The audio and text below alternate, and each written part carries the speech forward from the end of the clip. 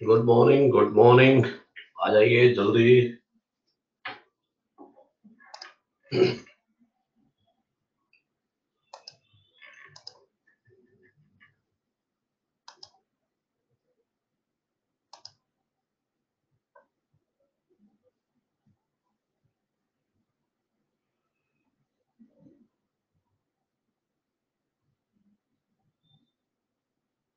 Good morning, good morning.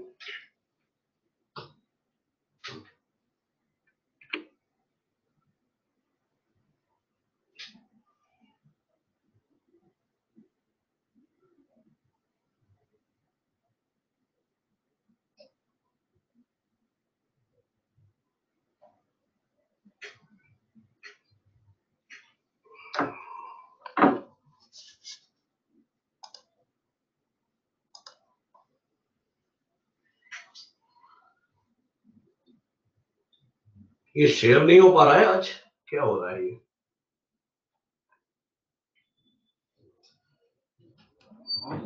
कुछ और ही हो रहा है शेयर की जगह। Not responding. नेटवर्क प्रॉब्लम आ गई है। नहीं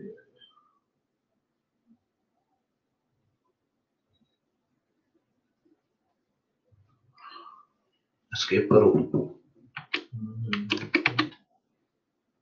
क्रॉस करना है। कुछ भी ना हो रहा।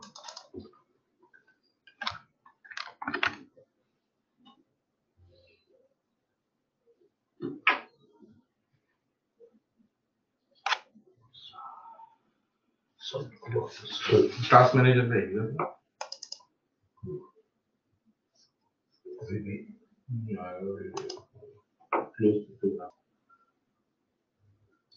दोबारा शुरू करना पड़ेगा।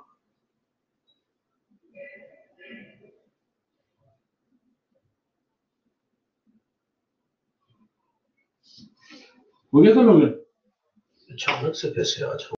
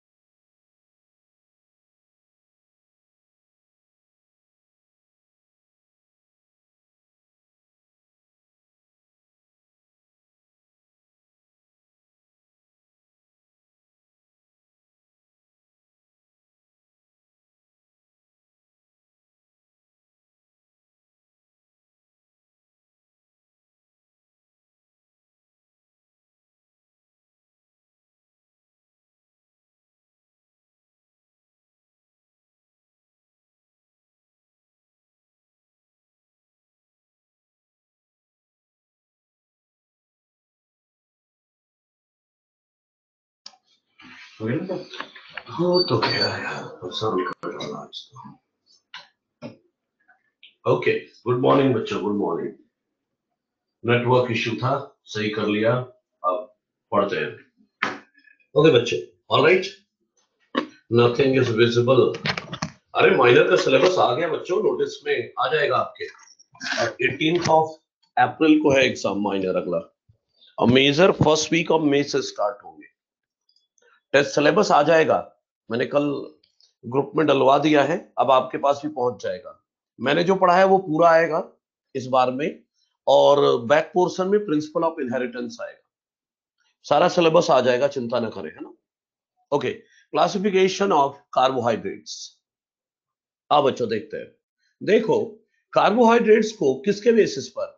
On the basis of number of monosaccharide units obtained on hydrolysis. Hydrolysis कराने पर कितने मोनोसेकेराइड यूनिट मिलेंगे, इसके बेसिस पर कार्बोहाइड्रेट को 3 पार्ट में क्लासिफाई किया जाता है। आइए देखते हैं कौन कौन से। एक है मोनोसेकेराइड, दूसरा ओलिगोसेकेराइड, और तीसरा पॉलीसेकेराइड। मैंने थोड़ा सा समराइज कर रखा है इसको टेबल के फॉर्म में, आइए देखते हैं। मोनोसेकेराइड वो है जो सबसे छोटे हो, सिंपलेस्ट, इनका हाइड्रोलाइसिस नहीं करा सकते आप।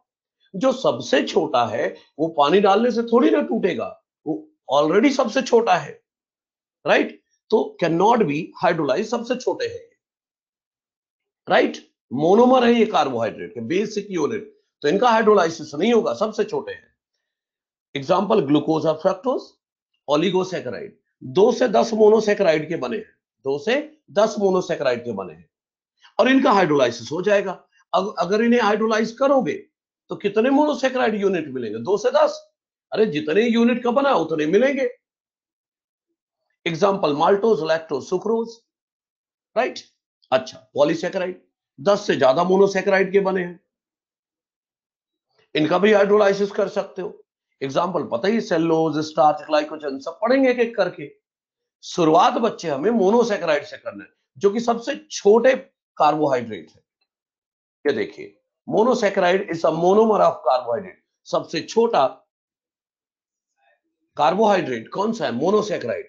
और मोनोसेकेराइड की खास बात यह है कि सबसे सिंपलेस्ट शुगर है ये, इनका हाइड्रोलाइसिस नहीं किया जा सकता, हाइड्रोलाइसिस नहीं किया जा सकता, ना डाइजेस्ट किया जा सकता, but can be oxidized during respiration, अगर आपको पता है तो। अरे रेस्पिरेशन में ग्लूकोज को तोड़ सकते हैं या नहीं?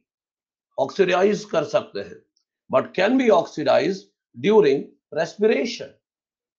हाइड्रोलाइसिस नहीं होगा, लेकिन पानी डालने से तोड़ा जरूर जा सकता है। सॉरी, पानी डाल के तोड़ा नहीं जा सकता, लेकिन क्या किया जा सकता है? हाइड्रोलाइसिस नहीं किया जा सकता, लेकिन रेस्पिरेशन में ऑक्सीडाइज किया जा सकता है, राइट। ओके, और बच्चों आगे देखें। They are sweet in taste and soluble in water, इसलिए तो इनको शुगर बोलेंगे। और सुनिए, जनरल फॉर्मूला याद है?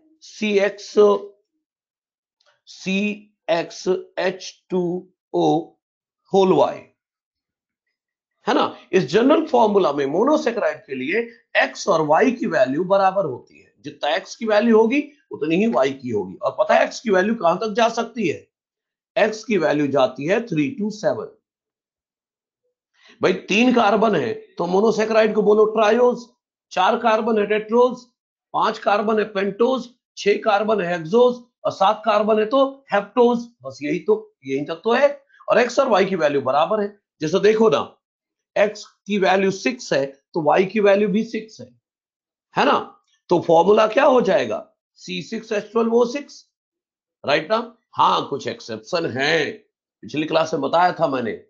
डीऑक्सीराइबोज, है ना, वहां पर x और y की वैल्यू बराबर नहीं होगी। देखो, x और y की वैल्यू बराबर होने का मतलब समझते हो? जितने कार्बन होंगे उतने ही ऑक्सीजन होंगे, राइट ना। लेकिन कुछ एक्सेप्शन है बच्चों, कुछ एक्सेप्शन है। जैसे डीऑक्सीराइबोज ले लो, डीऑक्सीराइबोज में बच्चों C5H10O4, तो देखो जितने कार्बन उतने ऑक्सीजन नहीं है ना एक्सेप्शन। इस तरह एक एक्सेप्शन और है, रैमनोज। क्या? रैमनोज। इसका फॉर्मूला होता है C6H12O5। तो देखो जितना कार्बन उतना ऑक्सीजन नहीं है। तो मोस्ट ऑफ द मोनोसेक्राइड में जितने कार्बन एटम होंगे उतने ही ऑक्सीजन होंगे, लेकिन डीऑक्सीराइबोज और रैमनोज क्या है? एक्सेप्शन है। क्लियर है बच्चों? ओके, आगे देखो। देखो देखो बच्चों, ऑल मोनोसेक्राइड अकर इन डी और एल फॉर्म। स्मॉल डी मतलब डेक्स्ट्रोरोटेटरी, स्मॉल एल मतलब लीवोरोटेटरी।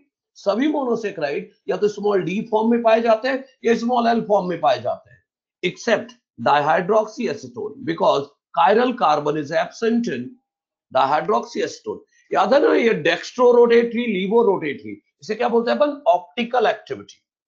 तो डाइहाइड्रोक्सी एसीटोन को छोड़कर सभी मोनोसेक्राइड ऑप्टिकली एक्टिव है। डाइहाइड्रोक्सी एसीटोन ऑप्टिकली एक्टिव नहीं है, ना डेक्स्ट्रो है ना लीवो। क्यों? क्योंकि ऑप्टिकली एक्टिव वही होता है जिसमें कायरल कार्बन हो। कायरल कार्बन आप सभी जानते ही है, एक ऐसा कार्बन जो 4 अलग अलग ग्रुप से जुड़ा हो, है ना, जो 4 अलग अलग ग्रुप से जुड़ा हो। तो देखो ना, एग्जांपल देखते हैं अपन। देखो, 2 मोनोसेक्राइड बनाओ, सबसे छोटे मोनोसेक्राइड बना रहा हूं। सबसे छोटा मोनोसेक्राइड 3 कार्बन वाला, ये रहा CH2H CO CH2H, ये है डाइहाइड्रोक्सी एसीटोन, 3 कार्बन वाला मोनोसेक्राइड। एक और है 3 कार्बन वाला मोनोसेक्राइड, क्या? CHO, ये CHO ही तो है, CHO CHOH CH2OH, राइट? ये ग्लिसरॉल्डिहाइड है। तो दोनों 3 कार्बन वाले मोनोसेक्राइड है, सबसे छोटे मोनोसेक्राइड है ना? लेकिन देखो, जो ग्लिसरॉल्डिहाइड है उसमें कायरल कार्बन है क्या? जो ग्लिसरॉल्डिहाइड है उसमें कायरल कार्बन है क्या? हाँ, है ना। ये देखो, ये वाला कार्बन 4 अलग अलग ग्रुप से जुड़ा है। एक तरफ OH से जुड़ा है, एक तरफ H से, एक तरफ CHO से और एक तरफ CH2OH से। तो कायरल कार्बन है। लेकिन डाइहाइड्रोक्सी एसीटोन में कायरल कार्बन नहीं है। तो ग्लिसरॉल्डिहाइड में एक कायरल कार्बन है, इसलिए ऑप्टिकली एक्टिव होगा। और डाइहाइड्रोक्सी एसीटोन में कोई कायरल कार्बन नहीं है, इसलिए ऑप्टिकली एक्टिव नहीं होगा। समझ रहे हैं? अरे कायरल कार्बन होगा तो ऑप्टिकली एक्टिव है, जैसे ग्लिसरॉल्डिहाइड। एक अकेला मोनोसेक्राइड जिसमें कायरल कार्बन नहीं है, ऑप्टिकली इनएक्टिव है, वो है डाइहाइड्रोक्सी एसीटोन। और ऑप्टिकल एक्टिविटी आप जानते हैं, जो प्लेन पोलराइज को लाइट को प्लेन पोलर क्या करे, प्लेन पोलराइज लाइट को राइट में रोटेट कर दे, वो डेक्स्ट्रोरोटेटरी कहलाता है, या स्मॉल डी कहलाता है, या प्लस कहलाता है ना? और जो लेफ्ट में घुमा है वो लीवोरोटेटरी या स्मॉल एल या माइनस से रिप्रेजेंट करते हैं, है ना? डेक्स्ट्रोरोटेटरी को स्मॉल डी से, डेक्स्ट्रोरोटेटरी डेक्स्ट्रोरोटेटरी को स्मॉल डी से रिप्रेजेंट करते हैं या प्लस से रिप्रेजेंट करते हैं, और लीवोरोटेटरी को स्मॉल एम से, स्मॉल एल से तो रिप्रेजेंट करते ही है,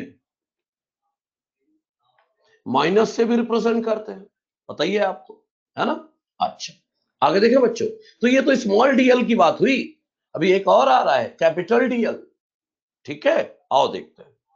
capital D sugar and capital L sugar. देखिए, जितने भी मोनोसेकेराइड है, जितने भी ये शुगर है, इनको 2 हिस्से में बांटा गया है, कैपिटल डी शुगर और कैपिटल एल शुगर। किसके बेस पर? On the basis of configuration, बोले तो स्ट्रक्चर।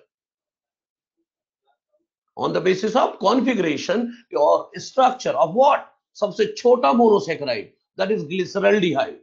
देखो, the sugars are divided into 2 families, the D family and L family. किसके बेसिस पर?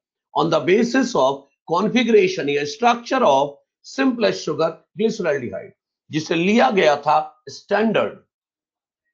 और ये एग्जिस्ट करता है 2 फॉर्म में, जो कि अगली स्लाइड में दिखेगा। 2 फॉर्म में दिखेगा। अरे कैपिटल डी शुगर और capital L sugar, they are mirror image of each other. और जो मिरर इमेज होता है उन्हें क्या बोलते हैं बच्चों? इनएंसियोमर बोलते हैं। इनएंसियोमर बोलते हैं। आओ देखते हैं। ये देखो,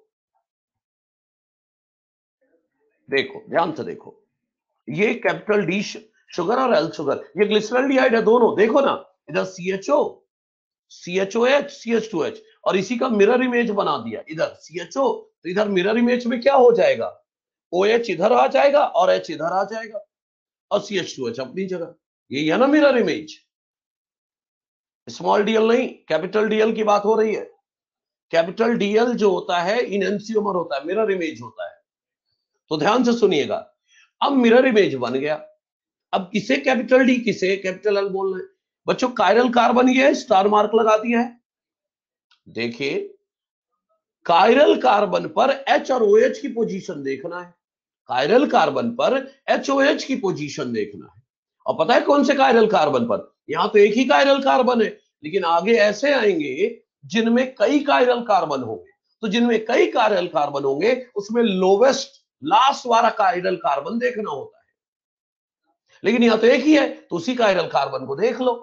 तो अगर कायरल कार्बन पर OH राइट पर है, OH का है राइट पर, तो बोलो कैपिटल डी ग्लिसरॉल्डिहाइड, ये capital D glycerol, OH group on right side of lowest chiral carbon. लेकिन OH अगर लेफ्ट में है तो इसे बोलेंगे OH group on left side of lowest chiral carbon, तो उसे बोलेंगे capital L glyceraldehyde, right. And remember one thing, capital DL has nothing to do with small dl. Small DL अलग चीज होती है। स्मॉल डीएल तो ये बताता है कि प्लेन पोलराइज लाइट को लेफ्ट में घुमा रहा है कि राइट में, डेक्स्ट्रो रोटेटरी और लिबो रोटेटरी। लेकिन कैपिटल डीएल सिर्फ आइसोमर है, इनएंसियोमर, मिरर इमेज। और बच्चों इस कैपिटल डी और कैपिटल एल ग्लिसरॉल्डिहाइड का स्ट्रक्चर स्टैंडर्ड लिया गया था, राइट। और बोला गया था कोई भी शुगर, ध्यान से, कोई भी शुगर जिसके लोवेस्ट कायरल कार्बन पर, कोई भी शुगर जिसके लोवेस्ट कायरल कार्बन पर HOH की पोजीशन कैपिटल डी ग्लिसरॉल्डिहाइड से मैच करे, वो कैपिटल डी। अच्छा आज केमिस्ट्री में भी पढ़े हैं, वाह। तो क्या रिंग स्ट्रक्चर पढ़ लिया ग्लूकोज का, नहीं पढ़ा है? अच्छा चलो कोई बात नहीं, थोड़ा सा पढ़ोगे आज। ओके ओके बैक, तो ये तो कोइंसिडेंस हो गया। ओके ठीक है चलिए आइए, मैं बोल रहा हूं बोला गया कोई भी शुगर जिसका लास्ट कायरल कार्बन पर HOH की पोजीशन कैपिटल डी ग्लिसरॉल्डिहाइड से मैच हो, उस शुगर को बोलेंगे कैपिटल डी शुगर। और जिसका कॉन्फ़िगरेशन कैपिटल एल ग्लिसरॉल्डिहाइड से मैच हो उसे बोलेंगे कैपिटल एल शुगर। देखिए ना यहां पर, the sugar having the same configuration as of D glyceraldehyde at lowest chiral carbon. Lowest chiral carbon पर किसके जैसा HOH की पोजीशन हो, कैपिटल डी ग्लिसरॉल्डिहाइड जैसा, उसे बोलेंगे डी शुगर। और जिसका एल ग्लिसरॉल्डिहाइड से मैच करेगा उसे एल शुगर, राइट। आओ देख लेते ग्लूकोज, कैपिटल डी ग्लूकोज और कैपिटल एल ग्लूकोज, ये भी तो मिरर इमेज होंगे, इनएंसियोमर होंगे। आओ देखते हैं, ये लो भाई, ये ग्लूकोज बन गया, देख लो CHO CHOH। अरे भाई थर्ड कार्बन पर HOH की पोजीशन अलग होती है, बस एक ही जैसा होता है सब। चलो बन गया ये ग्लूकोज। अब इसका मिरर इमेज बना लेते हैं, आओ बना लेते हैं। सब कुछ उल्टा हो गया। अब कायरल कार्बन गिन ले, कितने कायरल कार्बन है देखो तो। पहला कायरल कार्बन रेड स्टार आता जा रहा है, पहला कायरल कार्बन, दूसरा, तीसरा, चौथा, 4 कायरल कार्बन है ना, दूसरे में भी 4 ही है। और अपन को क्या देखना है, लोवेस्ट कायरल कार्बन। तो लोवेस्ट कायरल कार्बन पर HOH की पोजीशन देखनी है। तो इस वाले में लोवेस्ट कायरल कार्बन पर OH किधर को है, राइट को है, इसे बोलोगे कैपिटल डी ग्लूकोज। और दूसरे वाले में OH लेफ्ट को है, कैपिटल एल ग्लूकोज। ठीक है जी, डन। तो कैपिटल डी और कैपिटल एल इनएंसियोमर है, मिरर इमेज है, has nothing to do with dextrorotatory and laevorotatory. Clear? आइए आगे बढ़ते हैं। आओ क्लासिफिकेशन देखते हैं मोनोसेकेराइड का on the basis of number of carbon atom. बोला था ना 3 से 7 कार्बन हो सकते हैं। अच्छा, अगर बच्चों 3 कार्बन है, अगर 3 कार्बन है तो ट्रायोज बोलोगे, और वो CXH2OY में X और Y की वैल्यू क्या रखोगे, 3। तो 3 रखो तो क्या होगा फॉर्मूला, C3H6O3। सबसे छोटा मोनोसेकेराइड है। और इसका एग्जाम्पल ग्लिसरॉल्डिहाइड और डाइहाइड्रोक्सी एसीटोन। टेट्रोज है तो फॉर्मूला C4H8O4, एग्जाम्पल इरिथ्रोज और इरिथ्रुलोज, राइट। अब पेंटोज है तो C5H10O5 और example xylose, xylulose, एराबिनोज, ribose, ribulose, deoxyribose. हाँ, डीऑक्सीराइबोज का फॉर्मूला थोड़ा अलग है, एक ऑक्सीजन कम होता है, याद करो, सेकंड कार्बन पर, C5H10O4, राइट। Hexose C6H12O6। इसका example glucose, galactose, mannose, fructose. 7 carbon है हेप्टोज C7H14O7, ग्लूकोहेप्टोज, सीडोहेप्टोलोज। ठीक है जी। अब ये तो नंबर ऑफ कार्बन एटम के बीच क्लासिफिकेशन हो गया। अब इन्हीं सबको याद है, कोई भी मोनोसेकेराइड हो उसे दो टाइप में क्लासिफाई करता है on the basis of ribose और राइबुलोज में क्या डिफरेंस है। राइबोज में एल्डिहाइड ग्रुप होगा, राइबुलोज में कीटोन ग्रुप होगा, बस। जैसे ग्लूकोज और फ्रक्टोज में अंतर है, वैसे राइबोज और राइबुलोज में है। अब सुनो, जितने भी मोनोसेकेराइड है ये दो टाइप में डिवाइड किए जाते हैं। अगर एल्डिहाइड ग्रुप है तो एल्डोज शुगर, कीटोन ग्रुप है तो कीटोज शुगर। आइए देखते हैं। On the basis of main functional group, monosaccharides are classified into two types: aldose, monosaccharides having aldehyde group; ketones, monosaccharide having ketone group, right। आओ देख लेते हैं ध्यान से, मैं नाम लिख दूंगा। ग्लिसरॉल्डिहाइड ट्रायोज है लेकिन एल्डिहाइड वाला है तो लिख दूं एल्डोट्रायोज है। एल्डिहाइड ग्रुप वाला है और 3 कार्बन है तो एल्डोट्रायोज। ये एल्डोटेट्रोज है, कीटोज अलग, एल्डोज अलग, तो ये एल्डो टेट्रोज है, 4 कार्बन वाला। और ये एल्डोपेंटोज है, 5 कार्बन वाले हैं और एल्डिहाइड ग्रुप वाले हैं। इधर ये 3 कार्बन वाला है और कीटोन ग्रुप है, कीटोट्रायोज। ये कीटोन ग्रुप वाला है और 4 कार्बन है तो कीटोटेट्रोज।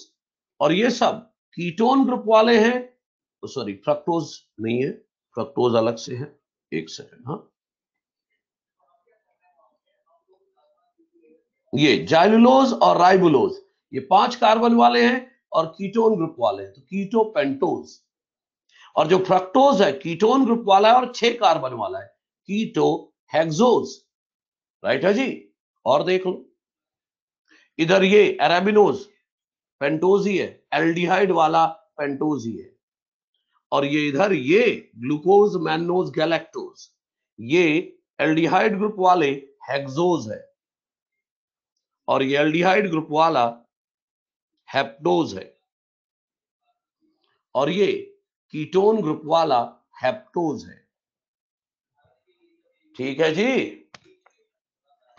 तो हर मोनोसेकेराइड को हम दो टाइप में डिवाइड कर दिए, एल्डोज और कीटोज, राइट बच्चों।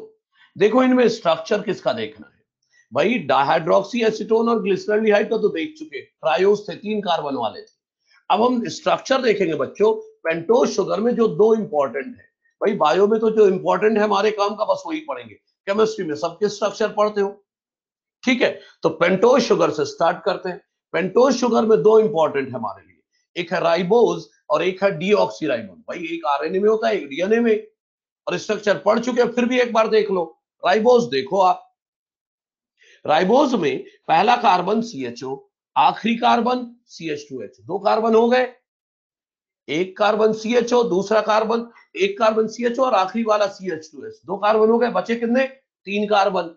तो 3 बार CHOH लिख दो, C इधर H इधर OH, CHOH, CHOH, एक तरफ H और दूसरी तरफ OH लिख दो, बन गया 5 कार्बन वाला पेंटोज शुगर और इसका नाम है राइबोज C5H10O5, राइट। कहां मिलेगा ये, आरएनए में मिलेगा, पता ही है, FMN, FAD, NAD, ATP में भी मिलेगा। अगले स्लाइड में इनके फुल फॉर्म भी बता दूंगा, ठीक है। इसी तरह डीऑक्सीराइबोज कैसे बनता है याद है, सेकंड कार्बन से O हटा देंगे, सेकंड कार्बन से O हटा देंगे तो क्या बन जाएगा, डीऑक्सीराइबोज। ये देखो सेकंड कार्बन से O हटा दो, डीऑक्सीराइबोज बन गया। ये तो डीएनए में मिलेगा, एक ऑक्सीजन कम हो गया, C5H10O4 डीएनए में मिलेगा, है ना। ये कुछ फॉर्मूला, फुल फॉर्म बता दूं इनके।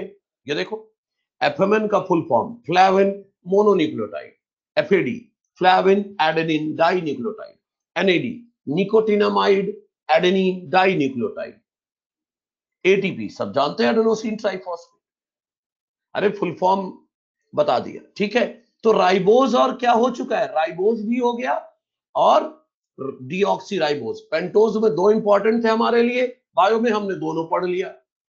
अब बच्चों हेक्सोज की बात करनी है। हेक्सोज के भी स्ट्रक्चर देंगे, लेकिन आगे कुछ तारीफ करनी है, तारीफ कर लेते हैं। देखो, ग्लूकोज हमारे मॉड्यूल में भी है, glucose is abundant in grapes, इसलिए क्या कहते हैं, ग्रेप शुगर। ब्लड में भी तो पाया जाता है ये, इसीलिए ब्लड शुगर कहते हैं। और मेजर रेस्पिरेटरी सबस्ट्रेट, रेस्पिरेशन में मेनली क्या टूटता है, ग्लूकोज, मेजर रेस्पिरेटरी सबस्ट्रेट है। और ये डेक्स्ट्रोरोटेटरी है, प्लेन पोलराइज्ड लाइट को राइट डायरेक्शन में या क्लॉकवाइज डायरेक्शन में रोटेट करता है, डेक्स्ट्रोरोटेटरी है, इसलिए डेक्स्ट्रोज भी कहते हैं। तो आपको याद रखना है, ग्लूकोज का दूसरा नाम क्या है, ग्रेप शुगर, ब्लड शुगर और डेक्स्ट्रोज। क्लियर है जी। अगला, फ्रक्टोज की भी तारीफ कर ले, स्वीटेस्ट कार्बोहाइड्रेट, सबसे मीठा कार्बोहाइड्रेट होता है फ्रक्टोज। और कहां मिलता है ये, हनी में और स्वीट फ्रूट्स में, हनी में और स्वीट फ्रूट्स में, इसीलिए इसे फ्रूट शुगर कहते हैं। देखो ना, हनी और स्वीट फ्रूट्स में मिलता है, इसलिए फ्रूट शुगर कहते हैं। और सुनो, ये लीवो रोटेटरी है, प्लेन पोलराइज्ड लाइट को लेफ्ट में घुमाता है, इसीलिए इसको लाइबुलोज। ग्लूकोज को क्या कहते हैं, dextro rotatory. Glucose dextro rotatory है इसलिए डेक्स्ट्रोज, फ्रक्टोज लीवो रोटेटरी है इसलिए लाइबुलोज, सिंपली। ठीक है, डन। फ्रक्टोज की बात हो गई, ग्लूकोज फ्रक्टोज। थोड़ी तारीफ गैलेक्टोज की कर दे।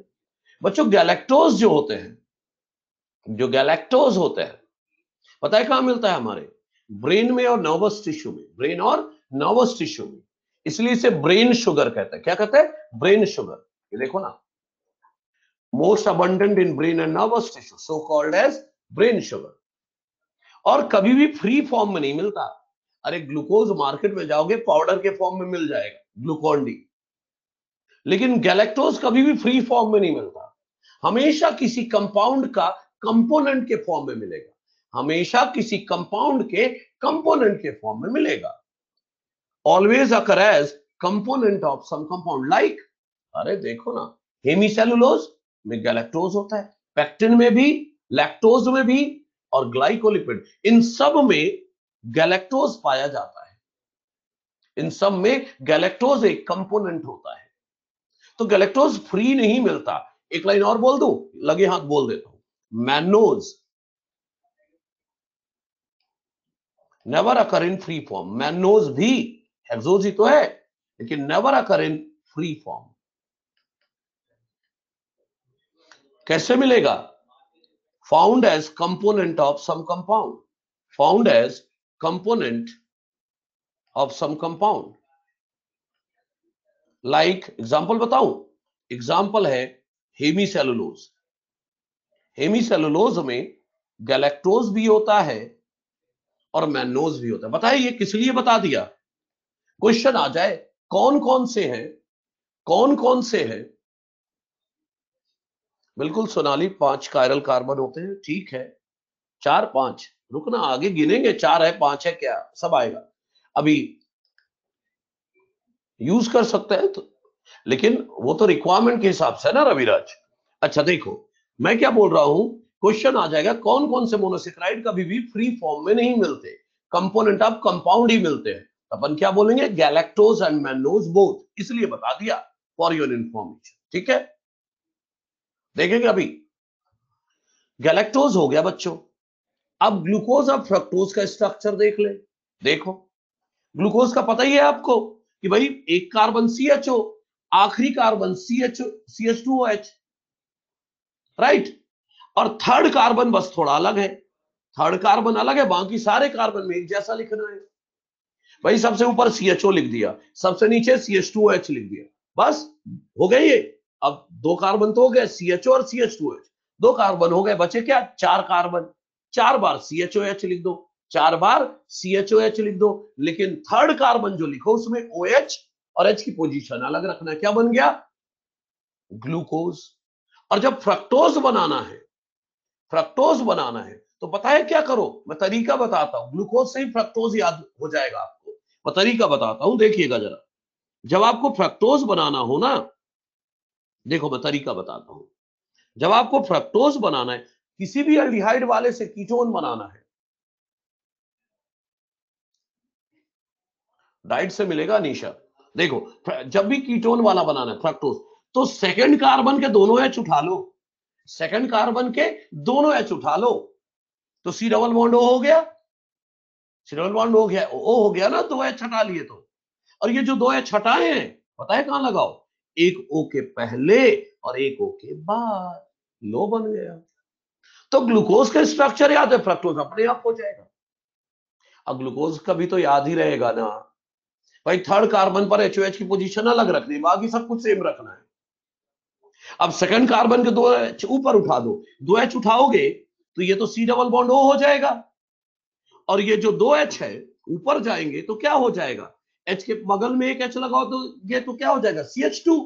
ओ के बगल में CH2OH। देखो ना डायग्राम, ये देखो भाई, CHO था, एक एच यहां लगाया, एक एच यहां लगाया, तो एक एच लगाया तो CH2 हो जाएगा ना, ये CH2OH, और नीचे सी डबल बॉन्ड हो, लो बन गया फ्रक्टोज। है ना, आसानी से याद हो जाएगा। ठीक है भाई, तो हर स्ट्रक्चर याद करते नहीं बैठना है। ठीक है, चलो, ग्लूकोज फ्रक्टोज हुआ, थोड़ा गौर करिएगा। ठीक है बच्चों, आइए देखते हैं एपीमर्स, इंपॉर्टेंट वन। एपीमर बच्चों वो होते हैं ऐसे आइसोमर जिनमें एचओएच की पोजीशन किसी एक कायरल कार्बन पर अलग होती है। पढ़ा दिया एपीमर? बहुत बढ़िया, तो फटाफट बोल देता हूं, ये देखो, एक बार बोल देता हूं मैं भी। क्या? कि आइसोमर जो बनते हैं जो किसी एक कायरल कार्बन पर एचओएच की पोजीशन अलग हो, किसी एक कायरल कार्बन पर, उसे क्या बोलेंगे? एपीमर। यही लिखा है, isomer formed as a result of interchange of OH and H group on any one chiral carbon, किसी एक कायरल कार्बन। एग्जांपल, ग्लूकोज ले लो, नंबरिंग कर लो कार्बन की, first carbon, second carbon, third carbon, fourth, fifth and sixth carbon. तो third carbon पर glucose के देखो जरा, यहां पर HOH अलग है, बाकी सेम है। अब आगे देखो, ये ग्लूकोज हो गया। अब ये सेकंड थर्ड दोनों पर एचओएच की पोजीशन अलग है, ये मैनोज है। ठीक है जी, मैनोज है। तो अगर ग्लूकोज और मैनोज को कंपेयर करोगे तो देखो ना, डिफरेंस किस कार्बन पर है? सेकंड कार्बन पर। भाई सेकंड कार्बन पर ही तो डिफरेंस है। मैनोज और ग्लूकोज को कंपेयर करो, एचओएच की पोजीशन केवल सेकंड कार्बन पर अलग है, बाकी सेम है। राइट, तो मैनोज और ग्लूकोज एक दूसरे के एपीमर है। डिफरेंस कहां है? सेकंड पोजीशन पर। राइट, अच्छा, लाओ गैलेक्टोज ले आता हूं। अब बच्चों गैलेक्टोज कंपेयर करो, गैलेक्टोज कंपेयर करो। अब गैलेक्टोज कंपेयर करो और ग्लूकोज, तो देखो तो जरा, कंपेयर करो ग्लूकोज और गैलेक्टोज, तो फोर्थ कार्बन में डिफरेंस है बच्चों, बाकी ग्लूकोज और गैलेक्टोज का स्ट्रक्चर एक जैसा है ना? अच्छा, तो ग्लूकोज के जो एपीमर है, मैनोज हो गया, डिफरेंस एट सेकंड कार्बन, और गैलेक्टोज डिफरेंस एट कौन सा कार्बन? फोर्थ कार्बन, एपीमर हो गए। राइट बच्चों, अच्छा आइए आगे देखो, स्ट्रक्चर ऑफ सैकराइड्स।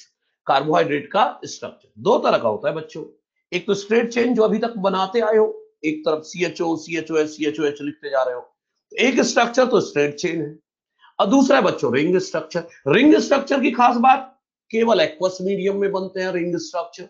राइट, अब रिंग स्ट्रक्चर दो तरह के होते हैं, एक है पायरेनोज रिंग, एक है प्यूरेनोज रिंग, राइट। अब पायरेनोज प्यूरेनोज रिंग ये वर्ड दिया था हैवर्थ ने, कोई नहीं पूछेगा किसने दिया था, आप तो रिंग के बारे में समझो। देखो आओ, पायरेनोज रिंग और प्यूरेनोज रिंग। पायरेनोज रिंग आप देख रहे हो भाई, 6 मेंबर रिंग है जिसमें 5 तो कार्बन है, 1 2 3 4 5, 5 तो कार्बन है और एक ऑक्सीजन है, जिसे क्या बोलोगे, पायरेनोज रिंग। 6 मेंबर रिंग है, 5 कार्बन है, एक oxygen, this is pyranose ring. और ये पायरेनोज रिंग बच्चों, पायरेनोज रिंग जो है ये बनती है किसके लिए, एल्डोहेक्सोज के लिए। किसके लिए, हाँ बिल्कुल, पराग बिल्कुल सही है। तो ये किसके लिए बनती, एल्डोहेक्सोज के लिए, याद रखना है। यही क्वेश्चन पूछा जाएगा, पायरेनोज रिंग किसके लिए बनती है। तो एल्डोहेक्सोज, एल्डोहेक्सोज मतलब एल्डिहाइड वाले हेक्सोज, मतलब ग्लूकोज, गैलेक्टोज और मैनोज। अरे ग्लूकोज, गैलेक्टोज और मैनोज इन्हीं के लिए तो बनेगी। और दूसरी रिंग है बच्चों फ्यूरेनोज रिंग, ये 5 मेंबर्ड रिंग है, इसमें 4 कार्बन है, 1 2 3 4, 4 कार्बन है और एक ऑक्सीजन है। 4 कार्बन एक ऑक्सीजन है ना, 4 कार्बन एक ऑक्सीजन। और ये किसके लिए बनेगी, कीटो हेक्सोज बोले तो फ्रक्टोज के लिए। और एल्डोपेंटोज जितने बताए मैंने, राइबोज, अरेबिनोज, जाइलोज, वो सारे जो बताए, राइट। तो एल्डोपेंटोज के लिए बनेगा, इंपॉर्टेंट है ये, ध्यान रखना।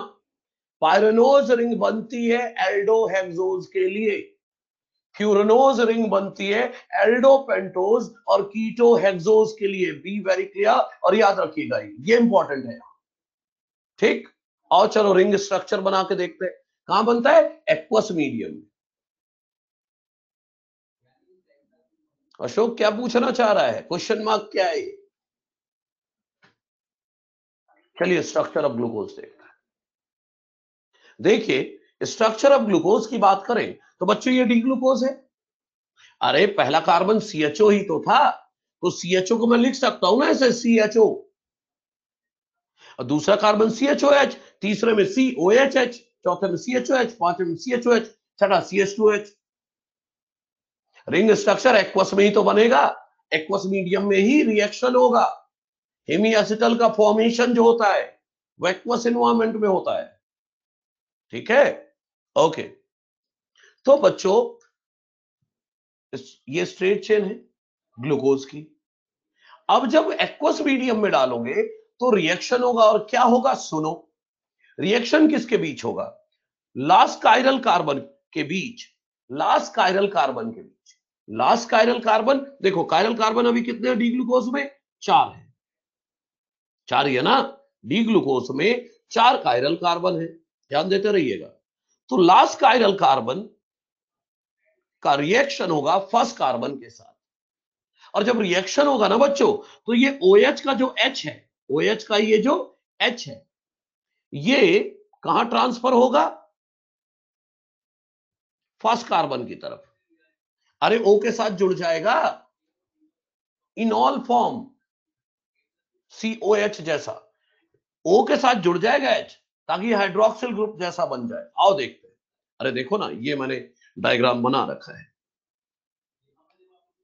ये देखो। तो किसका किसके बीच रिएक्शन हो रहा है भाई, लास्ट कायरल कार्बन का, ला एक्वस एनवायरनमेंट में रिएक्शन होता है, हेमीएसिटल बनता है, ठीक है। तो लास्ट कायरल कार्बन का रिएक्शन फर्स्ट कार्बन से होगा रिंग बनाने के लिए, लास्ट कायरल कार्बन का फर्स्ट कार्बन से। तो होगा क्या रिएक्शन के दौरान, वो देखो अब आप क्या होगा, ये देखो यहां से हटा दिया सब कुछ, और जो H था बच्चों वो O के साथ जुड़ गया, तो डबल बॉन्ड O था पहले, लेकिन H जुड़ गया तो क्या हो गया अब OH। अब क्या बचा यहां, केवल O ये देखो बॉन्ड बना लिया। वापस देखो भाई, जो H था, OH का जो H था वो तो C डबल बॉन्ड O के साथ जुड़ गया, COH हो गया। अब बचा क्या, केवल O, ये देखो O ने बॉन्ड बना लिया। और जब ऐसा हो जाए तो इसे कहेंगे alpha D glucose, alpha D glucose. किस बेस पर बोल रहे हो, सुनो, ये 6 कार्बन है, पहले कार्बन पर अगर OH लेफ्ट, OH राइट में है पहले कार्बन पर OH राइट पर है और H लेफ्ट में है, पहले कार्बन पर OH राइट पे है, तो अल्फा डी ग्लूकोज। ये बच्चों ऐसा करो ना, कायरल कार्बन गिने इसमें, शायद ज्यादा हो गए क्या गिने? 4 तो कायरल कार्बन पहले से थे, 1 2 3 4 तो पहले से है, एक और बढ़ गया ये वाला, देखो तो ये भी बन गया, एक तरफ OH से जुड़ा, एक तरफ H से, एक तरफ O से, एक तरफ ये पूरे से, 5 कायरल कार्बन। याद रखिएगा, अल्फा डी ग्लूकोज में 4 कायरल कार्बन, लेकिन अल्फा ग्लूकोज में पूछे कोई तो 5 कायरल कार्बन।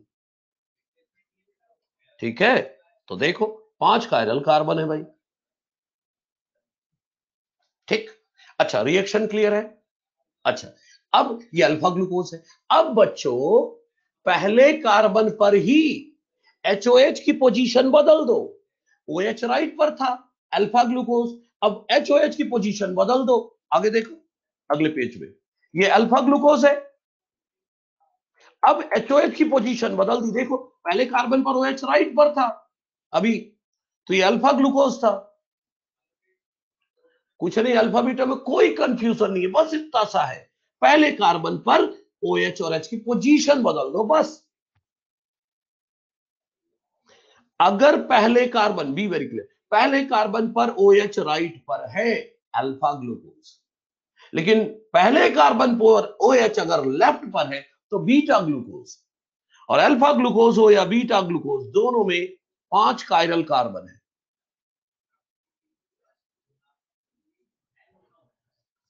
ठीक है, सिर्फ पहले कार्बन पर डिफरेंस है, और पहले कार्बन को बच्चों याद रखना है, पहले कार्बन पर OH राइट पर अल्फा, लेफ्ट पर बीटा। ठीक है, और सुनो, अब रिंग स्ट्रक्चर तो बनाएंगे ही, लेकिन एक चीज और सुनो, ये जो पहला कार्बन होता है ना, इसे एनोमेरिक कार्बन कहते हैं। पहले कार्बन को क्या बोलते हैं? Anomeric carbon. अरे उसे एनोमेरिक कार्बन बोलते हैं जहां पर मेन फंक्शनल ग्रुप हो। ग्लूकोज में एल्डिहाइड मेन फंक्शनल ग्रुप है, ग्लूकोज में एल्डिहाइड मेन फंक्शनल ग्रुप होता है, और एल्डिहाइड ग्रुप कहां होता है? पहले कार्बन पर। तो ग्लूकोज का एरोमेरिक कार्बन क्या हुआ? पहला कार्बन। लेकिन फ्रक्टोज में याद करो, ketone group main functional group है और वो सेकंड कार्बन पर होता है। फ्रक्टोज में एरोमेरिक कार्बन कौन होगा? Second carbon. क्यों? क्योंकि सेकंड कार्बन पर main functional group ketone group होता है। तो जिसमें एल्डिहाइड ग्रुप है, पहले कार्बन पर एल्डिहाइड होता है, तो उसे एनोमेरिक कार्बन बोलेंगे पहले कार्बन को। लेकिन फ्रक्टोज में main functional group ketone group है, वो सेकंड कार्बन पर है, तो सेकंड कार्बन को एनोमेरिक कार्बन बोलेंगे, राइट? अच्छा, और सुनो बच्चों, रिंग स्ट्रक्चर की बात कर लेते हैं। अल्फा ग्लूकोज बीटा ग्लूकोज का स्ट्रक्चर बनाए, देखो ये अल्फा ग्लूकोज, ये है 5 कायरल कार्बन भी लिखा हुआ है। रिंग स्ट्रक्चर बनाने का तरीका सीख लो आगे, देखो ऐसे बनाते हैं अपन, फिर बाद में मिटा के जो डायग्राम है स्क्रीन पर वो दिखा दूंगा। ये नंबरिंग कर लो कार्बन की, ध्यान दीजिएगा सभी, नंबरिंग कर ले कार्बन की, पहला कार्बन, दूसरा कार्बन, तीसरा, चौथा, पांचवा, और छठा कार्बन रिंग से बाहर बनता है। ठीक, ऐसे चलो अभी बना लेते हैं। ये ध्यान दीजिएगा, रिंग बनने की बारी आ गई। देखो, जो ग्रुप लेफ्ट में है, रिंग बनाते समय जो लेफ्ट में है वो अप लिखा जाएगा, और जो राइट में है वो डाउन लिखा जाएगा। तो पहले कार्बन पर लेफ्ट में क्या है? H, लेफ्ट में क्या है? H, तो पहले कार्बन पर लेफ्ट पर H है तो अप। हाँ बिल्कुल, जिस कार्बन पर मेन फंक्शनल ग्रुप होगा उसे एनोमेरिक बोलेंगे, एल्डिहाइड या कीटोन ग्रुप जिसमें है ना। अच्छा, पहले कार्बन पर लेफ्ट पर H है तो ऊपर, OH राइट में है नीचे। सेकंड कार्बन पर लेफ्ट में H है ऊपर, OH राइट में है नीचे।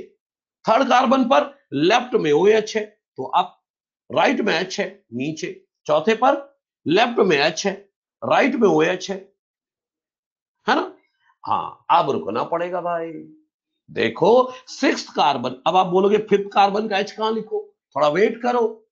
अरे भाई 6 कार्बन की पोजीशन फिक्स है, रिंग के ऊपर लिखना है, तो 6 कार्बन क्या है, CH2H लिख दो। 6 कार्बन की पोजीशन फिक्स है CH2H, तो एक ही तो पोजीशन बची जहां पर मैं ये H लिख सकता हूं, वो है नीचे, तो नीचे लिख दिया। यहां पर रूल की बात नहीं हुई। तो देखो जो लेफ्ट पर है वो है अप लिखा जाएगा, राइट पर है वो डाउन लिखा जाएगा। ठीक है, यही है अल्फा डी ग्लूकोज का डायग्राम। पायरेनोज रिंग बनाई ना मैंने, ठीक है। अच्छा, तो जो लेफ्ट पर है अप, जो राइट पर है डाउन। बस यहां पर आकर थोड़ा रुकना पड़ता है अपन को, यहां पर आकर अपन को रुकना पड़ता है कि भाई 6 कार्बन पर 6 कार्बन की पोजीशन ऊपर फिक्स है, तो आगे तो 6 कार्बन ही लिखना है। अब 5वें कार्बन वाला है H लिखने की जगह एक बची नीचे, वहां लिख दिया। इसी को बच्चों मैंने डायग्राम के फॉर्म में जो बताया जा रहा है वो फॉलो करना है, ठीक है। बलवान बोल रहे राइट अप नहीं हो सकता, रिंग को उल्टा कर ले, सब कुछ उल्टा दिखने लगेगा, ठीक है। तो देखो भाई, ये देखो पहले कार्बन पर पहले कार्बन पर H अप, OH डाउन। और कैसे पहचान होगी कि अल्फा है कि बीटा है, वो रिंग की नंबरिंग है, रिंग की नंबरिंग ऐसी ही होती है, 6 कार्बन को ऊपर ही लिखते हैं, ठीक है, क्योंकि 5 ही तो कार्बन थे वहां, लेकिन यहां तो 6 कार्बन थे। और सुनो, अल्फा ग्लूकोज और बीटा ग्लूकोज,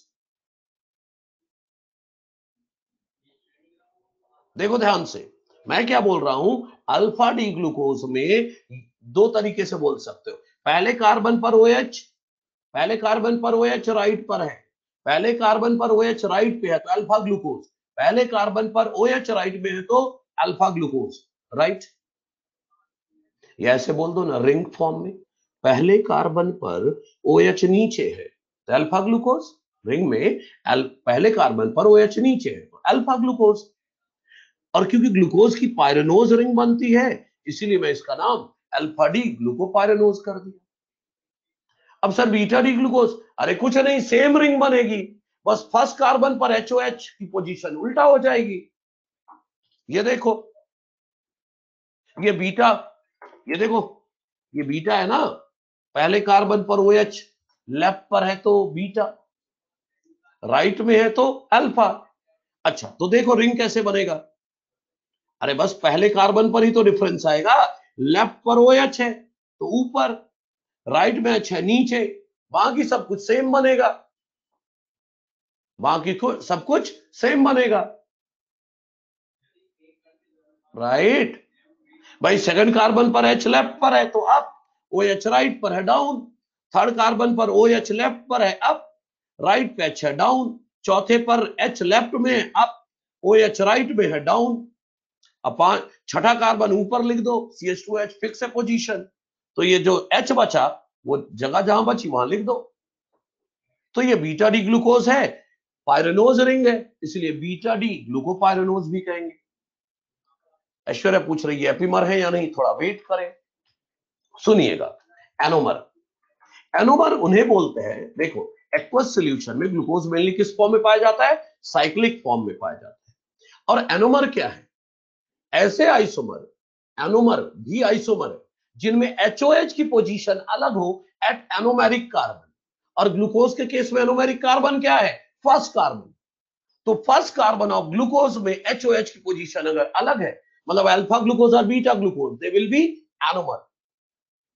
एनोमेरिक कार्बन पर HOH की पोजीशन अलग होना, तो ये क्या कहलाएंगे, एनोमर। जैसे ग्लूकोज के केस में फर्स्ट कार्बन, एनोमर केवल साइक्लिक फॉर्म में मिलेंगे, रिंग के फॉर्म में ही मिलेंगे, राइट। और देखो एनोमर का एग्जांपल देखें, alpha glucose and beta glucose, alpha glucose और बीटा ग्लूकोज एक दूसरे के क्या है, एनोमर है, ठीक। एक अलग सी लाइन बोलने जा रहा हूं, ध्यान से सुनना, बोलू, मिली क्या लाइन, देखो जरा, all the anomers are epimer. अरे एनोमर भी तो एपिमर है, याद है एपिमर क्या होते थे, किसी भी एक कार्बन पर HOH की पोजीशन अलग होना, किसी भी एक कायरल कार्बन पर HOH की पोजीशन अलग होना क्या कहलाता है? एपीमर। लेकिन अगर फर्स्ट कार्बन पर HOH की पोजीशन अलग है तो उन्हें एनोमर भी कहते हैं। किसी भी एक कार्बन पर HOH की पोजीशन अलग होना एपीमर। लेकिन अगर फर्स्ट कार्बन पर HOH की पोजीशन अलग हुई तो क्या नाम दे दिया? एनोमर भी कहते हैं। तो सभी एनोमर क्या है? एपीमर। लेकिन हर एपीमर एनोमर नहीं है। अरे ग्लूकोज और गैलेक्टोज एपीमर तो है, लेकिन क्या एनोमर है? नहीं है। ये आखिरी लाइन समझ में आई भाई? सही है, ओके। आइए देखते हैं रिड्यूसिंग शुगर। हाँ, अल्फा बीटा एनोमर होंगे। एनोमेरिक कार्बन को कैसे आइडेंटिफाई करेंगे अभी बताया। एनोमेरिक कार्बन वो है जिसमें एल्डिहाइड या कीटोन ग्रुप है। एल्डिहाइड ग्रुप फर्स्ट कार्बन पर होता है, कीटोन वाला सेकंड कार्बन पर होता है।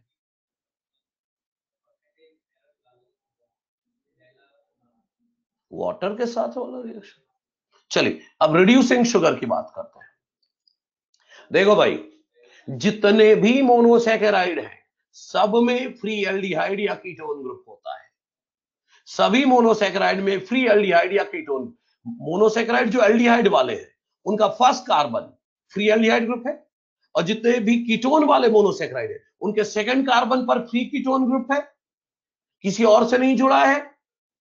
So they have ability to reduce Cu2+। बिल्कुल सोनाली, फ्रक्टोज में सेकंड कार्बन एनोमेरिक होगा। देखिए, all monosaccharides are reducing sugar. Important है, पूछा जाता है कौन रिड्यूसिंग है कौन नॉन रिड्यूसिंग।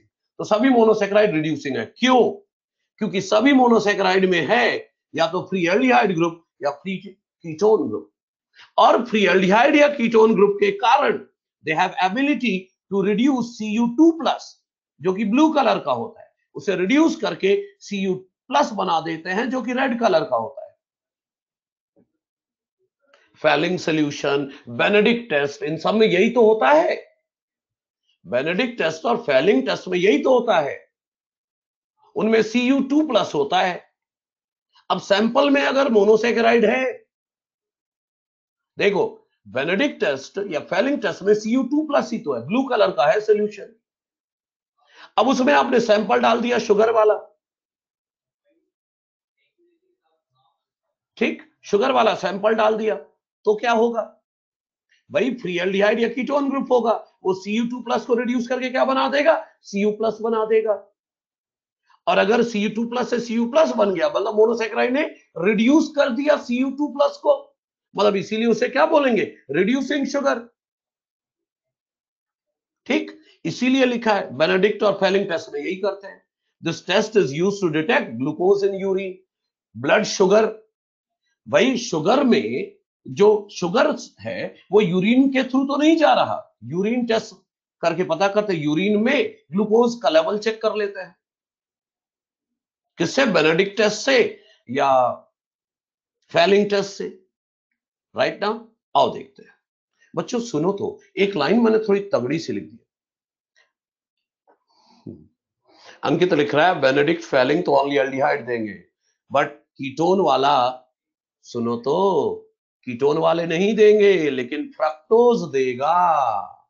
फ्रक्टोज एक्सेप्शन है, ठीक है अंकित, इसलिए ग्लूकोज फ्रक्टोज दोनों पता चलेगा।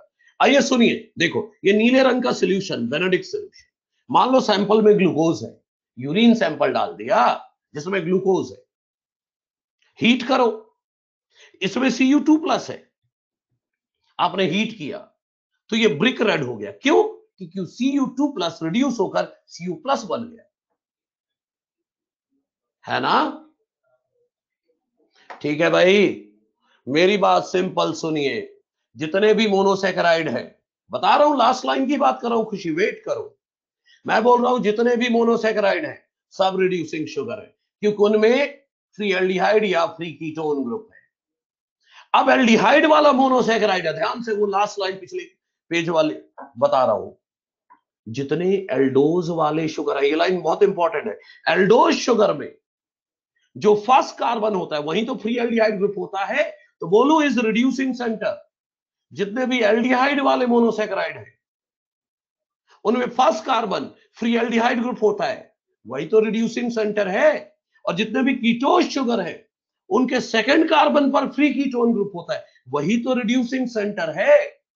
याद रखना है, जितने भी एल्डोज है first carbon is reducing centre, बोले तो फ्री एल्डिहाइड ग्रुप। और जितने भी कीटोस शुगर है उनका second carbon free ketone group वाला इज रिड्यूसिंग सेंटर। उसी के कारण तो रिड्यूस कर पा रहे हैं Cu2+ को Cu+ में, राइट। अच्छा बच्चों, ये मोनोसेक्राइड्स की बात थी। अब बात करेंगे हम ओलिगोसेक्राइड्स की। किसकी? ओलिगोसेक्राइड्स। ध्यान से सुनिएगा। ओलिगो कीटोन का तो सेकंड कार्बन पर होता है ना कीटोन ग्रुप। अब फ्री तो है, कीटोन किसी से जुड़ा है क्या? अगल बगल में साइड में कीटोन किसी से जुड़ा था क्या? नहीं। ओके, चलिए ओलिगोसेक्राइड की बात करते हैं। बच्चों ध्यान दीजिए, ओलिगोसेक्राइड बता ही चुका हूं, composed of 2 to 10 monosaccharide units. और ये जो मोनोसेक्राइड यूनिट 2 से 10 जुड़ेंगे बच्चों, कैसे जुड़ेंगे? ग्लाइकोसिडिक बॉन्ड से। क्या? ग्लाइकोसिडिक बॉन्ड से। अनमोल ध्यान देते रहो। क्या? ग्लाइकोसिडिक बॉन्ड से ही तो जुड़ेंगे।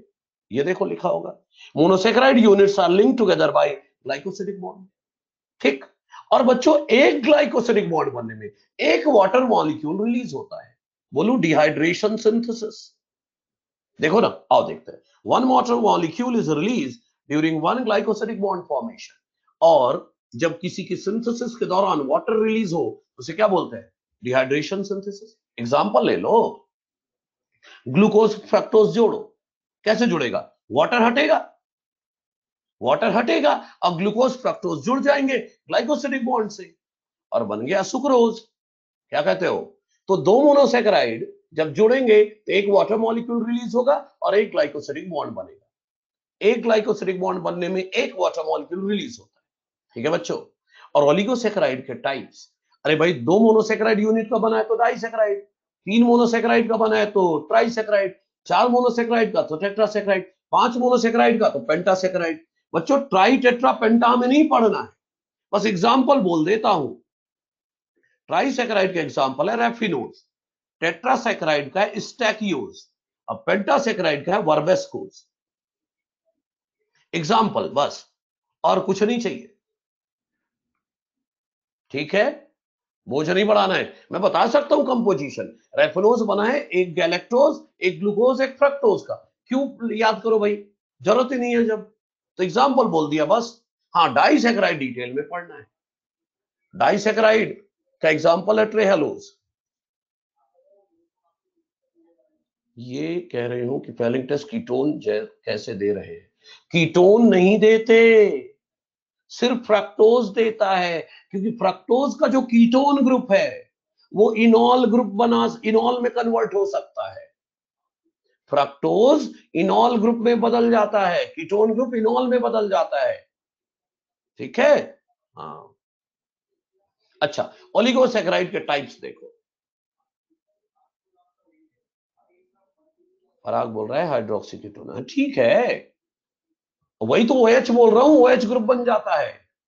C डबल बॉन्ड O के साथ H लग गया तो हाइड्रोक्सी हो गया ना OH के साथ, एक ही बात है। ठीक है। अच्छा सुनो, हमें ओलिगोसेक्राइड में एक पढ़ना है डाइसेक्राइड। डाइसेक्राइड मतलब दो मोनोसेक्राइड यूनिट्स के बने होंगे। कितने के? दो मोनोसेक्राइड यूनिट के। अच्छे से देखो, और ये soluble in water and sweet in taste होंगे, इसलिए क्या बोलेंगे? शुगर। सिंपल। अगला देखो, फॉर्मूला, सभी डाइसेक्राइड का फॉर्मूला है C12H22O11। क्या? C12H22O11। अरे एक ग्लूकोज जोड़ा था, एक फ्रक्टोज जोड़ा था, दोनों का फॉर्मूला क्या था? C6H12O6। अब दोनों को जोड़ा था तो -H2O करो, H2 हटाओ, चलो 6 12 कार्बन हो गए और 12 12 24 हाइड्रोजन। 24 हाइड्रोजन में से दो माइनस करो H2O वाले, 24 हाइड्रोजन में से दो माइनस करो, H22 हो गया। O कितने हैं? 6 6 12, 12 में से एक O भी माइनस करना है तो 11। यही तो बोल रहा हूं, जितने भी डाइसेक्राइड है फॉर्मूला C12H22O11। और इसमें एग्जांपल पहला पढ़ेंगे बच्चों, माल्टोज। माल्टोज, लैक्टोज, सुक्रोज और ट्रेहेलोज, 4 पढ़ेंगे। पहला आ रहा है माल्टोज, छोटे छोटे हैं बच्चों, कोई बड़ी बात नहीं है। माल्टोज को माल्ट शुगर कहते हैं। किसके बने हैं ये याद रखना है, और रिड्यूसिंग है कि नॉन रिड्यूसिंग, बात और कुछ नहीं चाहिए हमें, ठीक। माल्टोज को माल्ट शुगर कहते हैं। और आप सब जानते हैं स्टार्च का जब डाइजेशन होता है तो इंटरमीडिएट प्रोडक्ट के फॉर्म में मिलता है कौन, माल्टोज। और माल्टोज बना किसका होता है, 2 molecules of alpha D glucose, जो कि आपस में जुड़े होते हैं अल्फा 1,4 ग्लाइकोसिडिक बॉन्ड से। इसीलिए इसके पास एक फ्री एल्डिहाइड ग्रुप है, इसीलिए रिड्यूसिंग है। अब बोलोगे सर ये क्या बता रहे हो, बता रहा हूं, समझा रहा हूं, वेट करो, लाइन बस बोल दे रहा हूं। जितने भी डाइसैकराइड है जिनमें 1,4 ग्लाइकोसिडिक बॉन्ड होगा वो रिड्यूसिंग होंगे। सब समझा रहा हूं, अगली स्लाइड देखो, समझा रहा हूं ये पॉइंट। हाँ देखिए, ये अल्फा डी ग्लूकोज है, ध्यान दीजिए, पहले कार्बन पर OH नीचे अल्फा डी ग्लूकोज, दूसरा पहले कार्बन पर OH नीचे है अल्फा डी ग्लूकोज, ये दो अल्फा डी ग्लूकोज है, राइट। अब ये जुड़ेंगे कैसे, प्लस अल्फा 1,4 ग्लाइकोसिडिक बॉन्ड से जुड़ना है। देखो जरा, H2O माइनस करो भाई, OH और H, H2O माइनस कर दो, तो H2O माइनस किया तो बचा क्या, केवल O, उस O को दूसरे कार्बन से जोड़ दो। आओ जरा, ये देखो, वो जो O बचा था इधर और इधर दोनों तरफ जुड़ गया, H2 हट गया, तो दो अल्फा डी ग्लूकोज जुड़ गए। अब बॉन्ड की नेमिंग कैसे करोगे, पहली यूनिट अल्फा है या बीटा, पहली यूनिट से नेमिंग होती है, पहली यूनिट अल्फा है या बीटा, अल्फा, तो अल्फा। पहली यूनिट का कौन सा कार्बन, पहला कार्बन, तो 1। दूसरी यूनिट का कौन सा कार्बन, चौथा कार्बन, 4।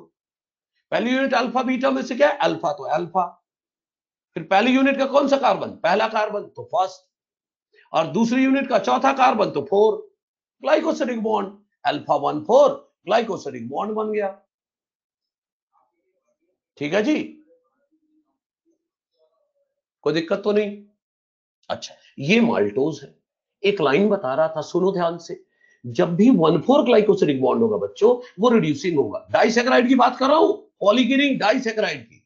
देखो, जो पहला ग्लूकोज यूनिट है, पहला ग्लूकोज यूनिट का पहला कार्बन याद है, एल्डोज शुगर का पहला कार्बन रिड्यूसिंग सेंटर होता है, एल्डोज शुगर का पहला कार्बन रिड्यूसिंग सेंटर होता है, रिड्यूस करवाता है।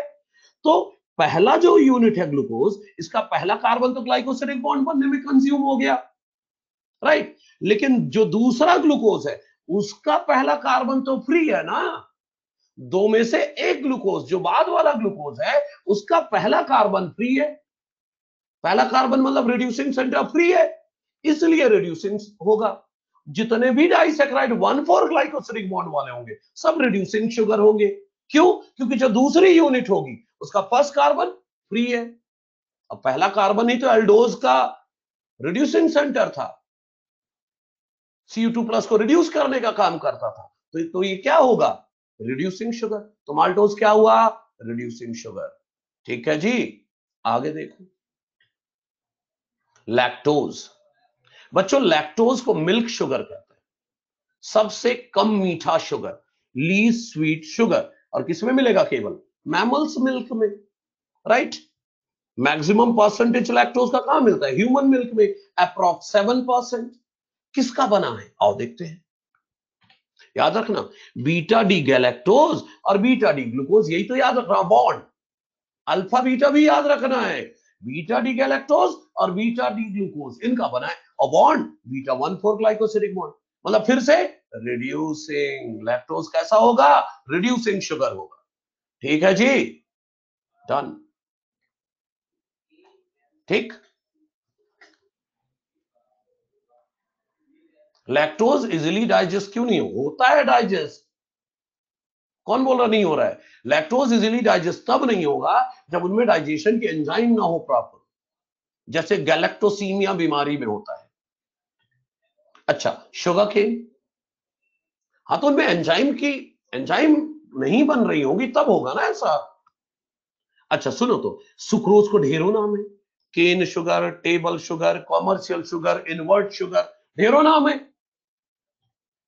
अब सुक्रोज देखो, प्लांट में कार्बोहाइड्रेट मेनली किस फॉर्म में ट्रांसपोर्ट होता है, सुक्रोज के फॉर्म में, ये पता ही है आपको। अब सुक्रोज बना किसका है, अल्फा डी ग्लूकोज और बीटा डी फ्रक्टोज का। किसका? अल्फा डी ग्लूकोज और बीटा डी फ्रक्टोज का। और बॉन्ड कौन सा है? अल्फा 1 2 ग्लाइकोज। अरे भाई पहली यूनिट अल्फा है ना, तो अल्फा। और ग्लूकोज का पहला कार्बन, अब फ्रक्टोज का दूसरा कार्बन, तो अल्फा 1 2 ग्लाइकोसिलिक बॉन्ड बनेगा। रिड्यूसिंग होगा कि नॉन रिड्यूसिंग? Non reducing. याद है, ग्लूकोज का पहला कार्बन रिड्यूसिंग सेंटर होता है। ग्लूकोज का पहला कार्बन रिड्यूसिंग सेंटर होता है, बॉन्ड बनने में यूज हो रहा है। और फ्रक्टोज कीटोन वाले का सेकंड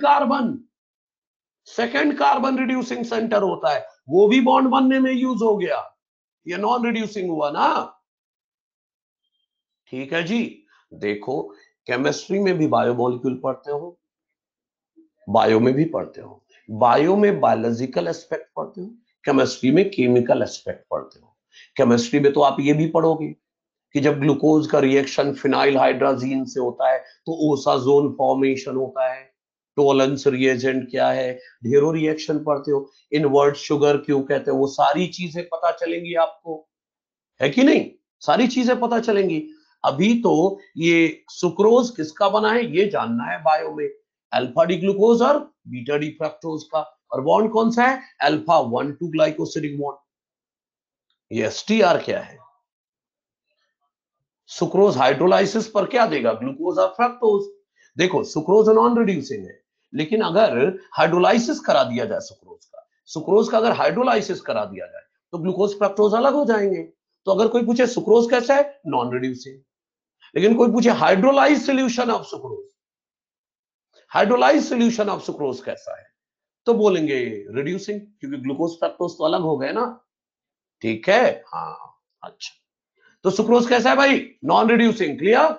हाँ निशा, बिल्कुल इनवर्ट शुगर पढ़ोगे केमिस्ट्री वाला पार्ट में।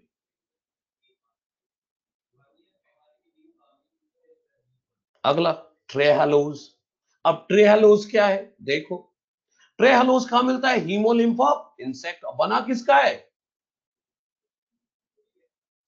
फरहत बोल रही है बॉन्ड का नाम अल्फा 1 बीटा 2 होना चाहिए। नहीं, देखो बच्चे, अगर पहली यूनिट का लिखते हैं और लिखना भी है ना, अगर आपको बॉन्ड का नाम लिखना भी है तो ऐसे लिखोगे अल्फा बीटा 1 2, अल्फा बीटा 1 2। लेकिन नॉर्मली हम पहली यूनिट का ही नेचर लिखते हैं कि अल्फा है कि बीटा, इसलिए पहला लिख दिया है। लिखना दोनों लिखो, लेकिन शुरुआत में लिखना पड़ेगा। अच्छा, अंत में बच्चों ट्रेहालोज कहां मिलेगा? Haemolymph of insect. बना किसका है? तो अल्फा ग्लूकोज का।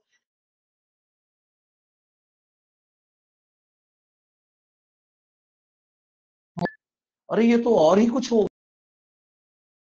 एनोमेरिक कार्बन के बीच बॉन्ड बन रहा है, क्या कहते हो? दो एनोमेरिक कार्बन के बीच बन रहा है। देखो, ग्लाइकोसिलिक बॉन्ड किसके बीच बन रहा है? दो एनोमेरिक कार्बन के बीच। पहला कार्बन ही तो रिड्यूसिंग सेंटर होता है ग्लूकोज का, उसके बीच बॉन्ड बन रहा है। तो ये फिर से क्या हो गया? Non reducing. क्लियर है जी? क्या होगा? Non reducing. तो ट्रेहालोज क्या हुआ? Non reducing. अच्छा चलो, समरी देखो, ऐसे याद कर लो, SU सूत्र और माला। सूत्र माला, सूत्र नॉन रिड्यूसिंग है और माला रिड्यूसिंग है। क्वेश्चन तो यही आएगा, कौन रिड्यूसिंग है कौन नॉन रिड्यूसिंग है। तो सभी मोनोसेकेराइड रिड्यूसिंग है, सभी मोनोसेकेराइड रिड्यूसिंग है, और माला भी रिड्यूसिंग है, माला से माल्टोज और लैक्टोज। ठीक। और सूत्र सुक्रोज और ट्रेहलोज नॉन रिड्यूसिंग है। क्लियर? ठीक है भाई। तो इस तरह बच्चों मोनोसेकेराइड ओलिगोसेकेराइड की बात हमने पूरी करी। ठीक है, और अब मैं ये सब भेज रहा हूं, थोड़ा वेट करें। ठीक है, ओके, होल्ड ऑन, थोड़ा वेट करिए। हाँ, पॉलीसेकेराइड और लिपिड के बारे में अगली क्लास में बात करेंगे।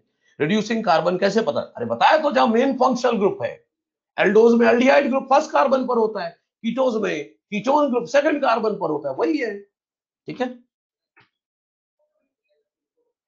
चलो देखते हैं।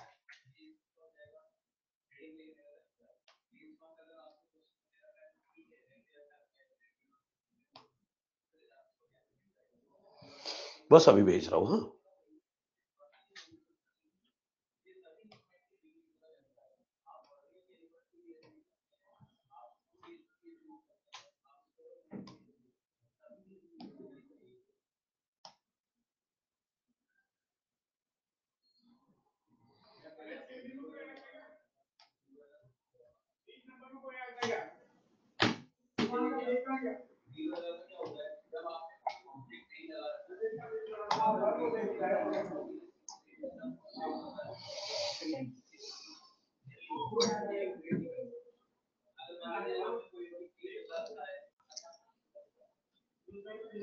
अक्षत बिल्कुल सही बोल रहे हैं आप, ठीक है। अरे इको सेकेंडरी मेटाबोलाइट के इकोलॉजिकल इंपॉर्टेंस ही तो बताया था, वो हर्बीवोरी के अगेंस्ट प्रोटेक्ट करते हैं, ठीक है। हैंडआउट्स भेज रहा हूं, हाँ। क्लास अगर ऑफ होगी बच्चे, क्लास शेड्यूल से पता चल जाएगा। माइनर का सिलेबस आ चुका है आपके, और मेजर फर्स्ट वीक ऑफ मई से स्टार्ट होगा। अभी डेट फाइनल नहीं की गई है, मैं कल गया था पता करने।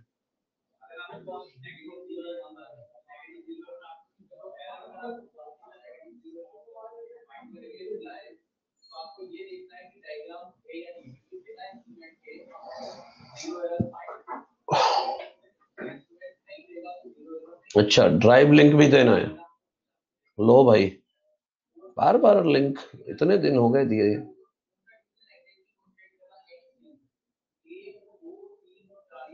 ये लो लिंक, कहाँ गया? ये लो, ये लो भाई,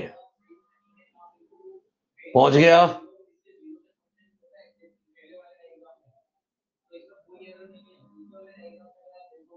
मिल गया?